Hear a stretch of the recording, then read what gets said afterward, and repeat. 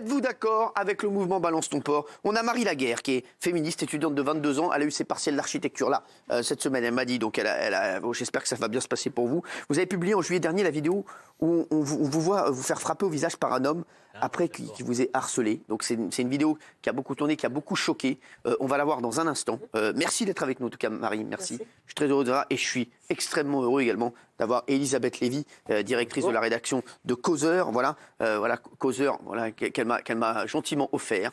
Merci beaucoup, Elisabeth Lévy, d'être là. Merci à vous. On vous a demandé, ça fait longtemps qu'on vous demande sur l'émission, et merci d'avoir répondu présente ce soir. Alors, les images de votre vidéo qu'on va voir, elles ont été vues 2,4 millions de fois. Alors, juste avant qu'on voit ces images, des images de Marie, êtes-vous d'accord avec le mouvement Balance ton port?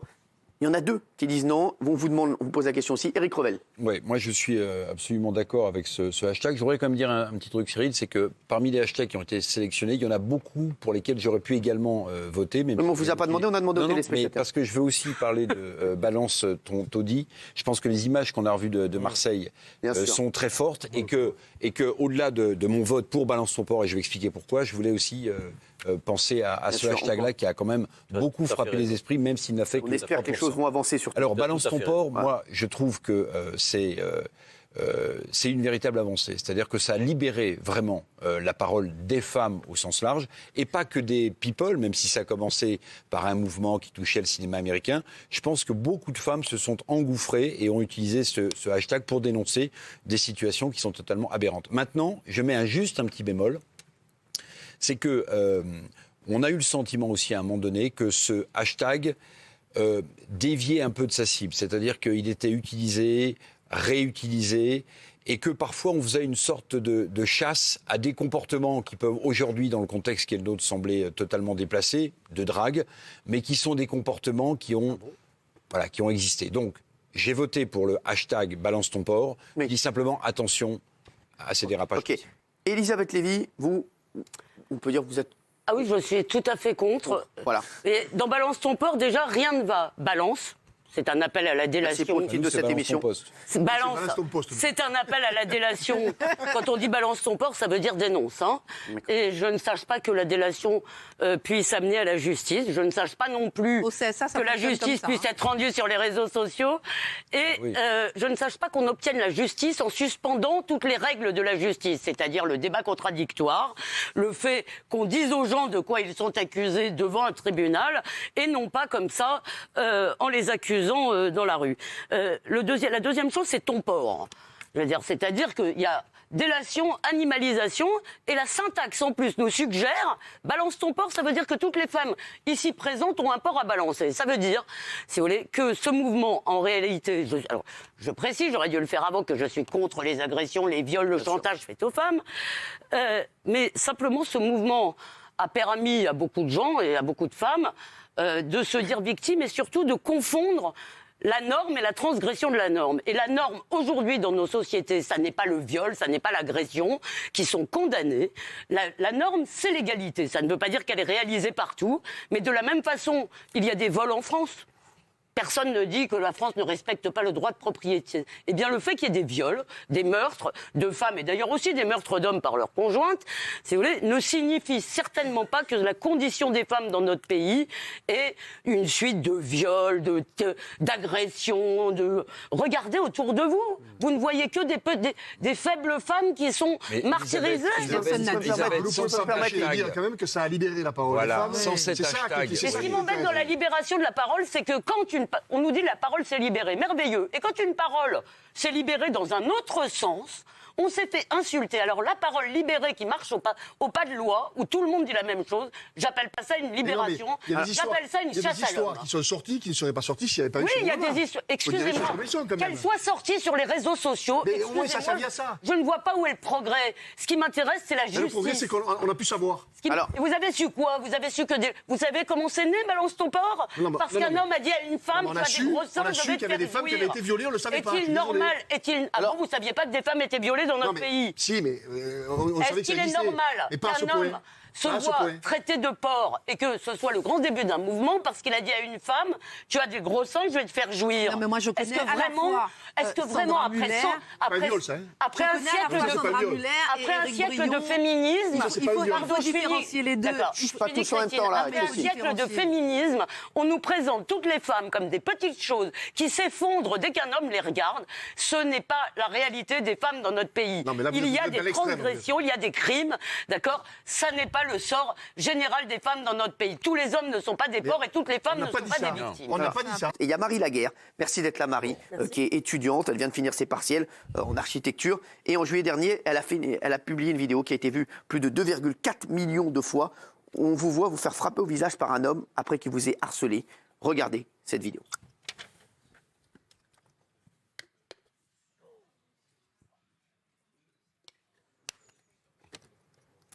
Voilà. Alors là, qu'est-ce qui s'était passé là, Marie?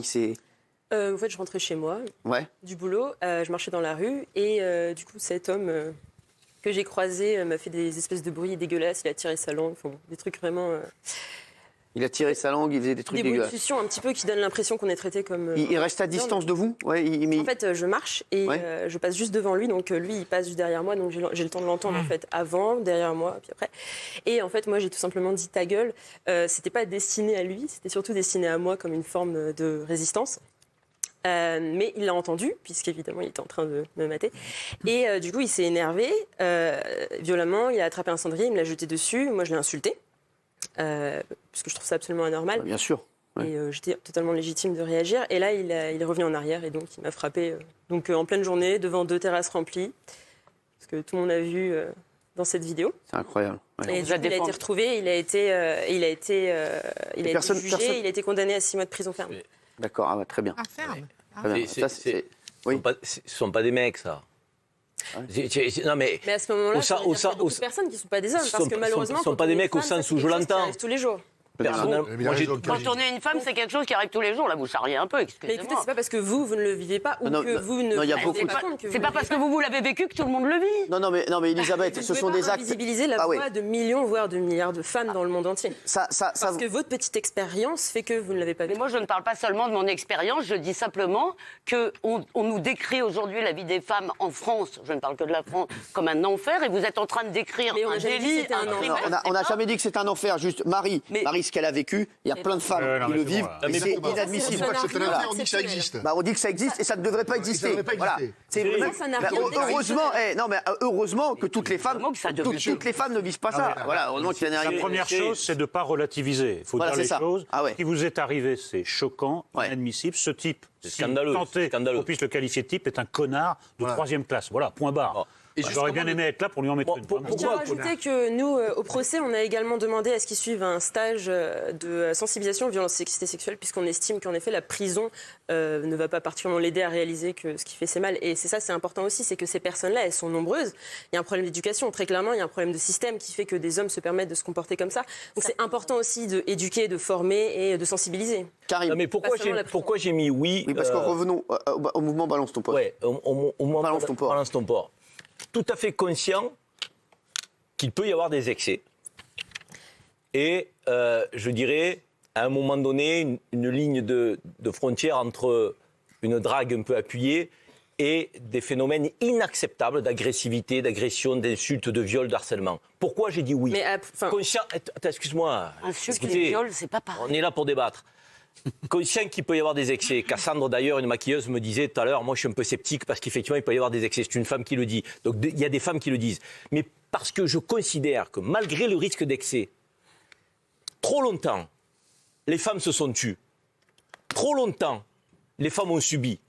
Trop longtemps, certaines ont même culpabilisé de recevoir des agressions, des viols, en pensant que les choses ne pourraient pas être mises à la lumière. Ne serait-ce que pour ça, et pour les cas qu'on a pu aujourd'hui médiatiser, de gens qui se trouvaient intouchables, qui avaient des positions d'autorité, de pouvoir, et qui ont agi sur des femmes de manière scandaleuse, Weinstein et d'autres, parce que le type il est réalisateur, qui peut faire tourner une nana dans un film, parce qu'un gars est patron, parce qu'il peut employer. Tout ça, c'est inacceptable. Ne serait-ce que pour ces femmes-là, qui n'osaient pas, et qui l'ont ouvert, et qui aujourd'hui ont dénoncé des mecs qui sont des petit salopard. Donc, parce que c'était scandaleux ce qu'elle vivait, ne serait-ce que pour ça, je suis en faveur de ce mouvement. Mais le problème, c'est qu'elles n'ont pas dénoncé que de petits salopards. Est-ce que vous avez regardé? Et d'ailleurs, dans le premier, Sandra Muller elle-même, quand elle a créé Balance ton porc, elle disait venez nous parler des insultes et des viols. Excusez-moi, entre une insulte ou une plaisanterie. Non, elle parlait des plaisanteries un peu lourdingues. Ce qu'on est en train de faire, derrière, il y a une entreprise de normalisation du désir. Encore une fois, la justice existe dans notre pays. Elle ne fonctionne pas peut-être génialement.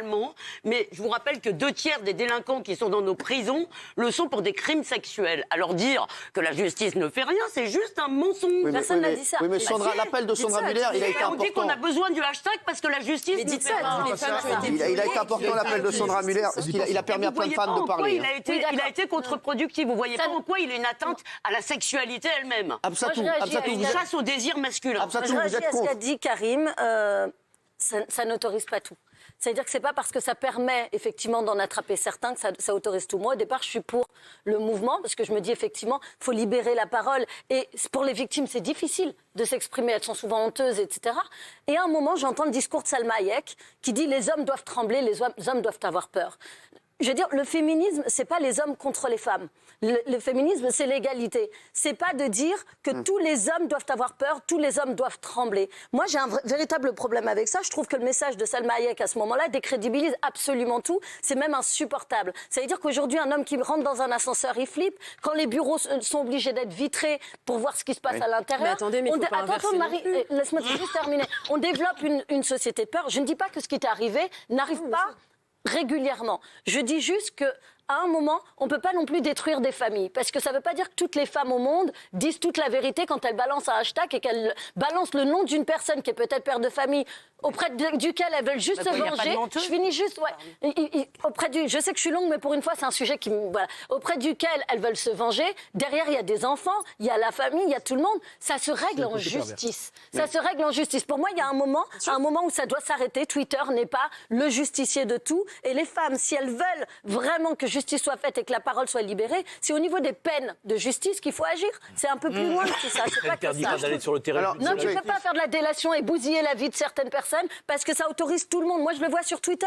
On m'accuse de choses que j'ai jamais fait. Bah, alors demain, je vais t'accuser toi. Tiens, tu m'as touché. Mais c'est le côté pervers, effectivement. On ne peut pas aller là-dessus. On ne peut pas accepter ça. Christine Kelly, on ne va pas tous réagir. Christine Lagarde, j'aimerais avoir Christine. Oui, Lagarde. déjà par rapport à. Et je pense qu'il faut différencier le mouvement. Balance ton porc, c'est-à-dire le fait qu'on ait libéré la parole, c'est important, et le hashtag dont a parlé tout à l'heure Elisabeth Lévy, balance ton porc. Il faut rappeler que Sandra Muller, qui est Éric Brion, on connaît l'histoire du début, on les connaît tous les deux. Sandra Muller elle-même, elle a été très surprise par l'effet de Balance ton porc et elle ne s'y attendait pas du tout. Enfin, donc elle qui a demandé non, mais elle ne s'attendait pas du tout à ce que ce soit ça et on connaît aussi la réponse d'Éric Brion au début. Donc il faut différencier ça. Et le mouvement en lui-même, il a permis de libérer, il a permis de parler, il a permis de revoir sa vie. Vous pouvez avoir votre avis, mais moi je me rappelle, il m'est arrivé de passer une journée où j'avais 20 ans. Tu prends le métro, tu prends le train, tu prends le RER. Dans chaque wagon que tu fais, il y a quelqu'un qui se masturbe. Pardon. J'arrive chez mon oncle. C'est pas vrai. Mais complètement, j'ai pris le métro sur une journée. Excusez-moi, alors c'est bizarre, moi je prends le métro tous les jours. Non, mais ça, j'ai jamais vu quelqu'un se masturber dans le métro. Arrêtez quand même. Alors, non, mais, je raconte juste. Ça arrive, et c'est fou quoi. Dans chaque wagon. Je raconte, pardon, ça m'est arrivé, c'est mon expérience. J'avais 20 ans, je sors de mon travail. Non, mais là, vous êtes tombé sur un train, là, métro. Non, mais c'est pas le même train. Non, mais qu'on évite cette station, quoi. C'était le même, mais dans plusieurs wagons. Non, mais c'est des chandelles, non ? Je crois que c'était station La Teub. Station La Teub.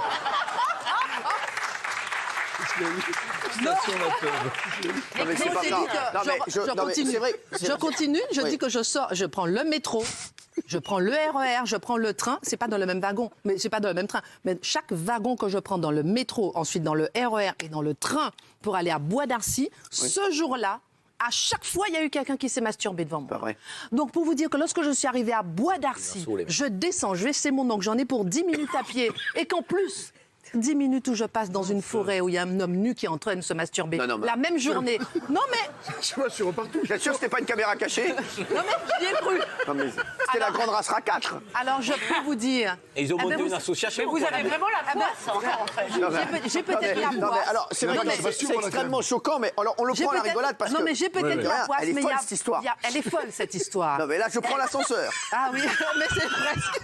En une journée. Et je vais vous dire qu'à partir de ce moment-là, je peux comprendre qu'il y a des femmes qui, encore aujourd'hui, vivent le calvaire. Et moi, je vais vous dire, ça m'a choquée. J'ai déjà eu l'occasion de le dire dans cette émission, ça m'a c'est normal. Est-ce que pour la je vous rappelle quand même. Donc tout ça pour dire, Elisabeth, je ne t'ai pas empêché de parler si tu permets. Donc tout ça pour dire que ça a permis de libérer, ça a permis à des femmes de parler. Normal, c'est vrai. Ça a permis à des femmes de se dire, je ne suis pas coupable. Je ne suis pas coupable, c'est pas de ma faute.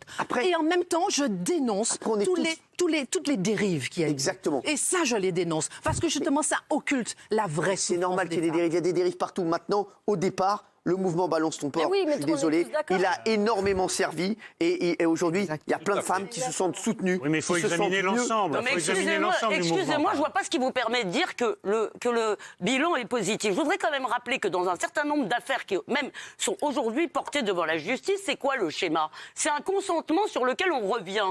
Ça va devenir extrêmement compliqué. Si ça devient, si vous voulez, si on dit ah bah oui j'ai consenti, mais finalement j'ai pas vraiment consenti parce que j'étais aliéné, parce que on est en train, si vous voulez, de rentrer... pas non plus la parole des victimes. Comment? Il ne faut pas non plus banaliser la parole. Mais il ne faut pas. C'est vrai. Parce que quelqu'un se dit victime. Alors là, excusez-moi, je vais dire quelque chose qui va choquer tout le monde. La parole des victimes, on sait qu'elles sont victimes une fois que ça a été jugé éventuellement. Quand quelqu'un vient me voir et me dit je suis victime, eh bien je suis navrée. C'est quelqu'un qui peut aussi mentir. Les femmes peuvent être aussi chipies, partout, c'est ce qu'on dit. Vous vous rendez compte que là, vous êtes en train de continuer à participer à un stéréotype des femmes qui est vieux comme le monde, qui dit que les femmes mentent.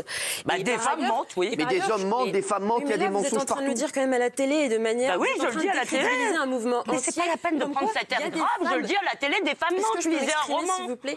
Non, mais c'est pas la question. S'il vous plaît, Marie. Ce que je trouve très intéressant depuis le début de ce débat, c'est que tout de suite vous avez axé sur les dérives, sur les hommes. Faut pas, évidemment, le féminisme, ce n'est pas les femmes contre les hommes, c'est les êtres humains contre un système patriarcal qui oppresse les femmes. Mais quand Salma Hayek dit ça, elle le dit. Elle dit en gros, les hommes doivent trembler, les hommes doivent avoir peur. Elle n'est pas la représentante du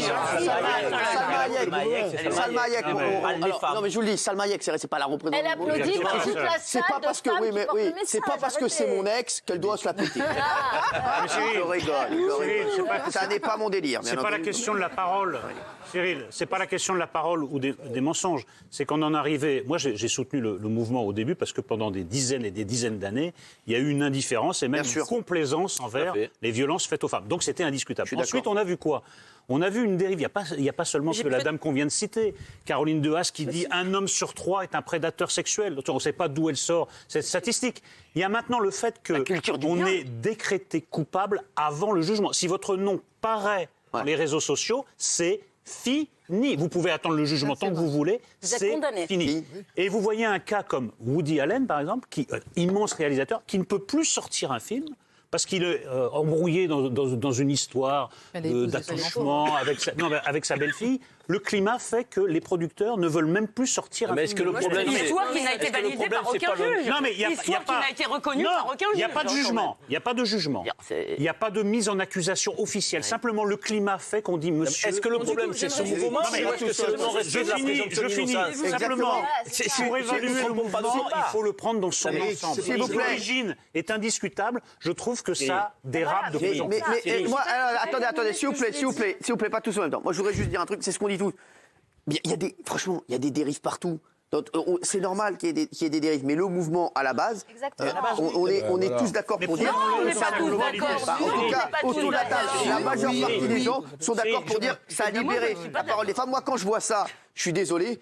Voilà, ça c'est inadmissible. Inadmissible. Il y a des mecs aussi. Agathe, on dit la vérité. Est-ce que vous avez déjà été vous avez fait beaucoup. Vous êtes très mignonne, vous êtes très sympathique. Est-ce que vous avez déjà été confronté à ce qu'on appelle même des relous, des mecs qui sont lourds, qui vous saoulent. Et alors, il faut faire disparaître les relous aussi? Non, mais ça peut être chiant au jour le jour d'avoir un gros relou qui te saoule la tête. Non, oui, mais il y a plein de trucs chiants dans la vie. Il faut souligner l'effet quand même vertueux et salvateur qu'a eu ce mouvement à son origine. Il a permis à plein de femmes qui se taisaient de se sentir soutenues, de se sentir assez fortes et puissantes pour prendre la parole et dire les traumatismes qui leur sont arrivés. Parce que quand Sandra Muller dit aussi les petites choses, il y a des petites choses aussi du quotidien qui peuvent traumatiser. Exactement. Et si tous les jours au bureau, il y a un mec qui vient et qui vient dans votre bureau et qui vous regarde et qui vous saoule, c'est relou aussi. Bah ouais, c'est relou. Il faut écouter. Mais il y a quand même une confusion générale qui va. C'était dans le hashtag initial. Il y a quand même, on confond tout, c'est-à-dire on mélange.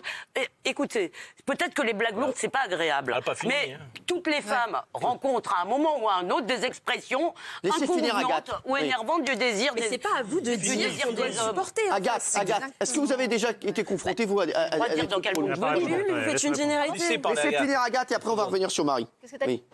Quoi? Qu'est-ce que t'as dit? J'ai pas entendu. Est-ce que vous avez déjà été confronté, vous, à des trucs, voilà, tous les jours, mais évidemment.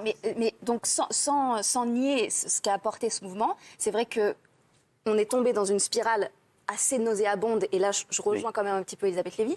C'est que moi, carrément, des journalistes m'appelaient en me demandant, en me harcelant, de dénoncer des mecs de mon entourage professionnel, en disant c'est forcément que t'as été harcelé. C'est-à-dire vous ou autre. Karim Zeribi. Autre. Non, c'est vrai, on vous a demandé. Jamais d'ambiguïté. Bien sûr. On vous a déjà demandé de dénoncer. Et on insistait comme si c'était. Comme si j'avais été nécessairement violée, harcelée, humiliée. J'avais beau leur répondre non, tout va très bien et je le gère ça tout pareil pour vous? Moi, on ne me drague pas, je suis trop sauvage. Ah oui? Je plaisante. Non, je plaisante. Ça m'est arrivé, je l'avais raconté, c'est effectivement dans un escalator, de me retrouver dans un escalator complètement vide avec un type qui vient se mettre sur la marche juste derrière.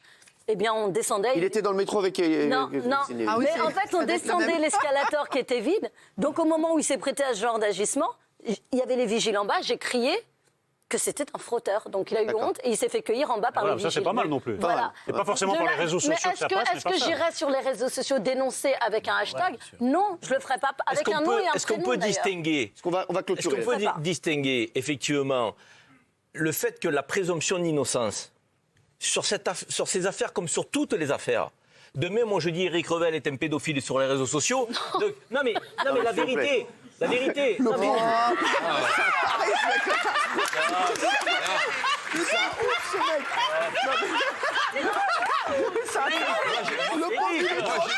Moi j'ai des preuves sur Karim Zeribi que j'ai jamais vu.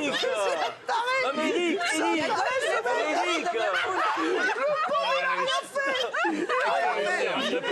Alors, je m'attendais à tout avec Karim. Je m'attendais à tout, mais alors pas jamais. Je m'attendais à tout, mais pas jamais. Aujourd'hui, en plus. Éric.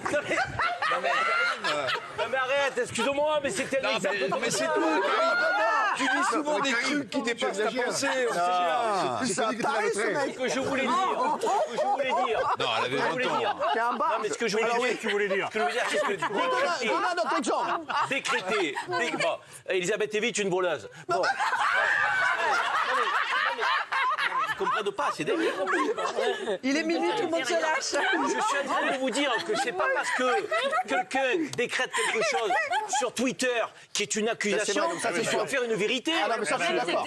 C'est ça que je veux dire. C'est insupportable. C'est ça que je veux dire. Ça arrive. Ne faisons pas ce raccourci. Il y a une justice ensuite qui doit statuer. Donc le mouvement a permis de dénoncer des choses. Mais moi, quand il y a une dénonciation sur Twitter, je ne la prends pas pour argent comptant. Bien sûr, ça vous avez raison. Il y a beaucoup de gens qui l'ont fait sur Twitter.